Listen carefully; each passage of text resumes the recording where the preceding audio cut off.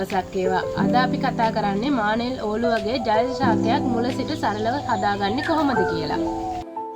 ඉතින් අපි දන්නවා අද වෙන විට මානෙල් වගාවට ඇන්තූරියම් වගාව හා සමාන වෙළඳපොළ ඉල්ලුමක් තියෙනවා. මේ ශාකය නිම්පේසියේ පැමිණිලයකට අයත් වන ශාකයක් වන අතර මේකේ හඳුනාගත් ප්‍රභේද 70ක් පමණ තියෙනවා. මේ මානෙල් ශාකයේ නිවෙස්වල අලංකරණය සඳහා යොදා ගන්නවා. ඉතින් අපි බලමු මානෙල් වගාව සිදු කරගන්නා ආකාරය. ඉතින් අපිට මේ මානෙල් වගාව සඳහා මුලින්ම ඕන වෙන්නේ නිරෝගී පැලයක්. අපි බලමු කොහොමද මේ නිරෝගී පැලයක් තෝරගන්නේ කියලා. පැලයක් තෝරගනිද්දී පරිණත පත්‍ර තියෙන ශාකයක් අපි තෝරගන්න ඕනේ. නොමේරු කොළ තියෙන ශාකයක් තෝර ගැනීම හින්දා අපට මල් ගන්න වැය වෙන කාලය වැඩි. ඒ වගේම මේ මානෙල් පැලේ විහිදුණු මූල පද්ධතියක් තිබීම අනිවාර්යයි.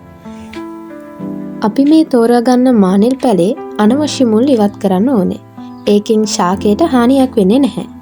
ඒ වගේම අපි මේ පැලය තෝරාගද්දී හොඳින් ශාක පත්‍රයේ ඉදිරිපස පසුපස පරීක්ෂා කළ යුතුයි. මොකද මේ ශාකවල ගොළු බෙල්ලන් වැනි සත්ව විශේෂයන් ඉන්නවා. ඒ නිසා මේ පත්‍ර හොඳින් පරීක්ෂා කරගන්න ඕනේ. දැන් අපි බලමු මාධ්‍ය සකස් කරගන්නා ආකාරය.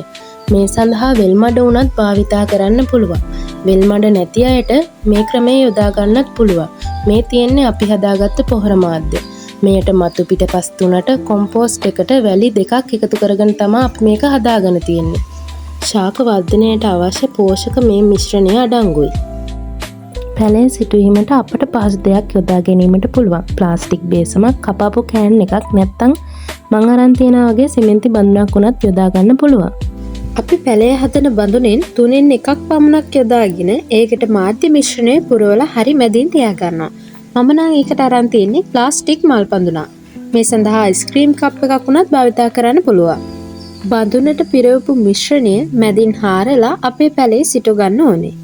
පැලේ හිටව ගද්දී ඒකේ මුල් කැඩෙන්නේ නැති විදිහට අපි මේ පැලේ හිටව ගන්න ඕනේ.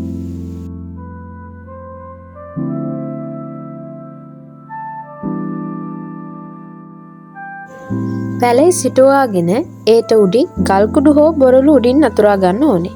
ඒකෙන් වතුර එකතු කරලා තියෙද්දි මඩ ඇවිස්සෙන එක වළක්වනවා.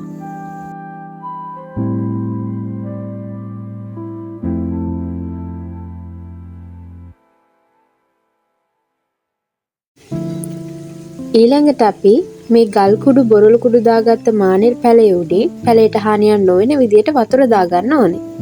මේක පෝච්චියේ දිගේ වතුර වැටෙන්න දුන්නහම මේ පැලේට හානියක් වෙන්නේ නැහැ.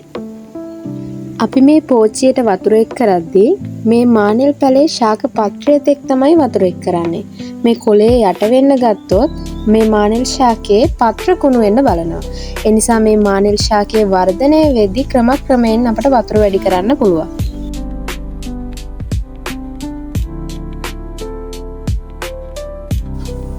ඊළඟට අපි මේ ජලජ වගාවක් කරද්දී අනිවාර්යෙන් මත්ස්‍යයන් එකතු කරගන්න ඕනේ. මොකද මදුරු කීටයන් බෝවීම වළක්වා ගැනීම සඳහා මත්ස්‍යයන් එකතු කරගැනීම ඉවහල් වෙනවා. දැන් කතා කරමු කොහොමද පොහොර දාන්නේ කියලා. සති එකමාරක් දෙකක් විතර ගියාට පස්සේ අපිට පුළුවන් මේ ශාක වලට පොහොර දාන්න. ඒකට මේ අපිට යූස් කරන්න පුළුවන් ඔස්මොකොට් වගේ බැලන්ස් ෆර්ටිලයිසර් එකක්. මෙහෙම රෙදි කෑල්ලකට පොහොර ටිකක් දාලා මෙහෙම ගැට ගහලා අපි දැන් මේ පැලේ ගමට මේ උදාහරණයක් වශයෙන් මුලට ආශ්‍රිතව මෙහෙම යට කරනවා. මුලට ආශ්‍රිතව යට කරන එකෙන් මාළුන්ට හානියක් වෙන්නේ නැහැ. ඉතින් මේ පියවරවල ටික හරියට කරගත්තොත් ඔයාට සාර්ථක මානෙල් වගාවක් පවත්වාගෙන යන්න පුළුවන්.